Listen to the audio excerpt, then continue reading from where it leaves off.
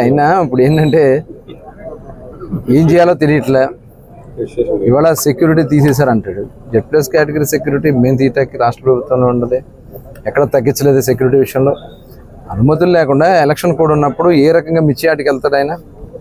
ఇప్పుడు మిర్చి యార్డ్కి సందర్శనకి వెళ్ళాలంటే ఎలక్షన్ కోడ్ ఉంది, నువ్వు వెళ్ళు, పర్మిషన్ తీసుకుని వెళ్ళు. జిల్లా కలెక్టర్ వెళ్ళడానికి లేదన్నారు, పోలీసులు అనుమతిని నిరాకరించారు.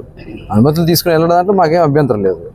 కానీ ఒక ఉద్దేశపూర్వకంగా ప్రజల్ని రెచ్చగొట్టడానికి, లేకపోతే ఇక్కడ ఒక అరాచకాలు సృష్టించడానికి ప్రయత్నం చేస్తే అది జరగనివ్వ.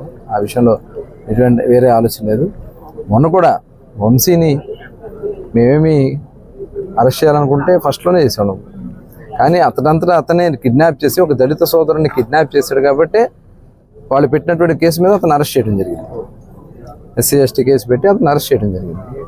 ఈయన వెళ్ళి వారికి ఒత్తాసు పలుకుతారు. అక్కడ ఏమి చేయలేదు అమ్మాయి కూడా అని చెప్తా ఉన్నారు. ఇవాళ మొత్తం గన్నవరం కాదు, రాష్ట్ర ప్రజలందరూ కూడా చెప్తారు వంశీ గారి గురించి కానీ వైసీపీ నాయకుల గురించి కానీ. ఇవాళ జగన్మోహన్ రెడ్డి గారు అవలంబిస్తున్నటువంటి విధానం కరెక్ట్ కాదు.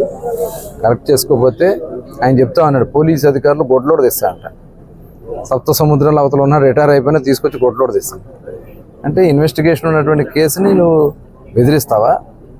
పోలీసు అధికారులను బెదిరిస్తావా? సాక్షులను బెదిరిస్తావా? మరి అది కూడా ఒక అతను బెయిల్ ఎందుకు రద్దు చేయకూడదు కూడా వాళ్ళ ప్రశ్నిస్తాల్సినటువంటి అవసరం ఉంది. ఖచ్చితంగా ఇలా ఈ రకంగా చేసే కార్యక్రమాలు చేస్తాం మటుకి మేము తీవ్రంగా చూస్తాం. ప్రజాస్వామ్యబద్ధంగా అనుమతులు తీసుకోండి, కార్యక్రమాలు చేసుకోవచ్చు, ప్రజల పక్షాన మాట్లాడవచ్చు. లేదా అసెంబ్లీ ఉంది వేదికగా, అసెంబ్లీ రావడానికి భయపడుతున్నావు కదా నువ్వు ఇదే రకంగా కొనసాగితే 151 నుంచి 11 మంది గొడ్లోడు తీశారు. 11 మంది మిగిలిన మిగతా వాళ్ళందరూ గొడ్లోడు తీశారు. రేపు 11 కూడా మిగలవు, అది గుర్తుపెట్టుకోండి జగన్మోహన్ రెడ్డి గారు.